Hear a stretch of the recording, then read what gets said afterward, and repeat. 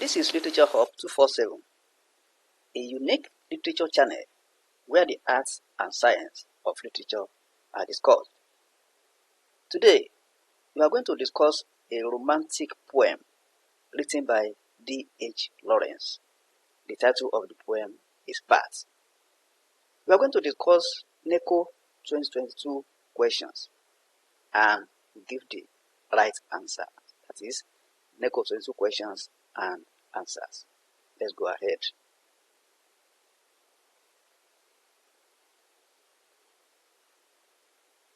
Now, the question says, discuss D.H Lawrence Bats as a romantic poem. Now, let's bear in mind that we are answering NECO question and it's not a why question. If it is why, you will need to relate every question to the theme of whatever text you are discussing, be it a novel or drama or poem. But this is a NECO question. What you have to do here is just to, first of all, tell us what is a romantic poem before you relate or discuss Bats as a romantic poem. Now, solutions. A romantic poem appreciates the beauty of everything created by God. It is common knowledge that most romantic poets do express personal feelings of love, hate, or anger on the topics of their discourse, as we are going to see in this poem titled Bats. It is a romantic poem and it discusses nature, that is, Bats. D.H. Lawrence also showed his feelings about Bats, as we have just seen in the definition of what a romantic poem is. That is, the poet do express personal feelings of love, hate, or anger on the topics of their discourse. Before we move ahead, if you are new on this channel, please click on the subscribe button so that you have access to all our videos. Let's move on. Bat, quote and unquote, as a creature of God, is not left out and is the subject matter of this poem titled Bat. D.H. Lawrence in this poem is able to show the aversion of some people toward bats, as well as the love of some category of people for bats. Bats are mammals capable of flying. They can more easily maneuver than birds while flying. That is bats. That is, they can easily maneuver than the ordinary birds when they are flying. They feed mostly on insects and fruits. They are nocturnal animals, hence they are fearful, malevolent, and associated with witchcraft and death. Nocturnal animals are animals that are active in the night, in the darkness. Those are nocturnal animals. They portend bad omen for the people that are in contact with them in certain circumstances. The poem opens with the description of the environment in which bats can be found. The poet expresses his personal experience with bats, chronicling the type of animal bat is. The poet sits on a terrace in the evening when the sun is seen no more and the flower is hardly seen, that is, towards evening, when darkness is already approaching. Let's go from the poem. At evening, sitting on this terrace, when the sun from the west, beyond Pisa, beyond the mountains of Carrara, departs, and the world is taken by surprise. When the entire flower of Florence is in bloom, beneath the glowing brown hills surrounding, that is D.H. Lawrence. That is his personal experience. He's trying to describe the environment he was then, the environment where bats were found then.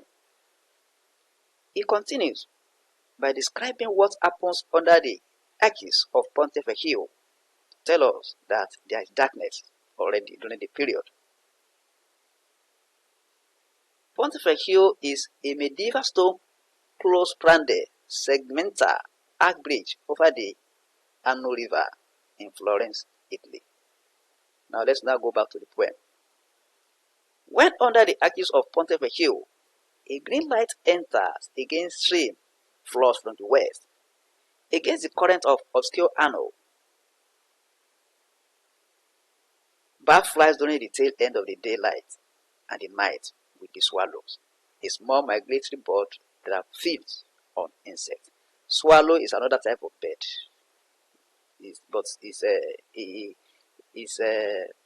it resembles bats. Now back to the poem. Look up and you see things flying between the day and the night. Swallow with pools of dark, threads sewing the shadows together. Unquote. The next verses describe how sweet bat flies. It can easily maneuver while flying. Quote, a circle swoop and a quick parabola under the bridge arches, where light pushes through. A sudden turning upon itself of a thing in the air, a dip to the water. Unquote. Eventually, one will be confused that it is swallows that are still flying, but they are bats. Now, initially, the poet is a little bit confused that are these bats or swallows? Now, let's see whether he's able to identify the birds. Quote, and you think the swallows are flying so late? That is, when you see them flying, when you see bats flying, initially, his thought was that they were swallows that were flying. The qualities of the swallows are identified in the following verse, but are missing in bats. This makes the poet know that the swallows are gone, that bats are flying. It's now look inwardly. It now look critically at the birds that was flying. He now saw that they were not swallows, that they were bats.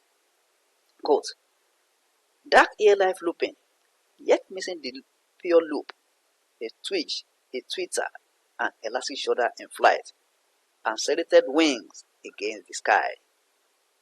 Like a glove, a black glove thrown up at the light and falling back, never swallows, but the swallows are gone. The bats are fully in charge now, the swallows are gone. This is expressed in this line. That is how the poet is about to identify the particular bird that is still flying. That they are not swallows, but they are bats.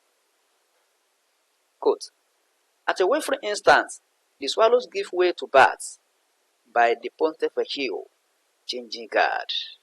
That is, they are changing their guard as if somebody is going home, one other person is taking over. Quote, bats and an uneasy creeping in one's cap as bats sweep overhead, flying madly. Unquote. The poet also described the sound produced by bats, making use of a species of the bat he encounters. That is pipistrello, quote and unquote, as an example. The bats make distinct noise and are revengeful in case they are attacked. That is, bats are revengeful if they are attacked. They have the determination of revenge. Pipistrello, black piper on an infinitesimal pipe. Little lumps that fly in here and have voices indefinite, widely vindictive. The wings of the bat are metaphorically compared with an umbrella, and the sleeping position of the bat is also described. That is, bats sleep upside down. They turn down their head while sleeping. It sleeps upside down and appears where it sleeps like a rag that is hung. That is, when you look at bat sleeping, you think that there are rags that are kept there. They also expose their teeth, making noise while sleeping. That is how you can identify bats. Creatures that hang themselves up like an old rag to sleep, and disgustingly upside down hanging upside down like rows of disgusting old rags, and grinning in their sleep, that is, they grin when sleeping. Despite the fearful, malevolent nature of the bat, it is a symbol of happiness in China, but the poet is against this. Now let's not quote from the poem. In China, the bat is symbol of happiness, not for me. That is D.H Lawrence referring to himself, that they are not symbol of happiness to him. So we have done justice to the poem. You can visit our bookshop at www.literaturehub247.com to download the WAEC and NECO past questions and answers. Don't forget, you are new on this channel. Try and click on the subscribe button so that you have access to all our videos that we have produced and the one we are going to produce. You can also share any of our videos with your friend on social media. Thank you and God bless.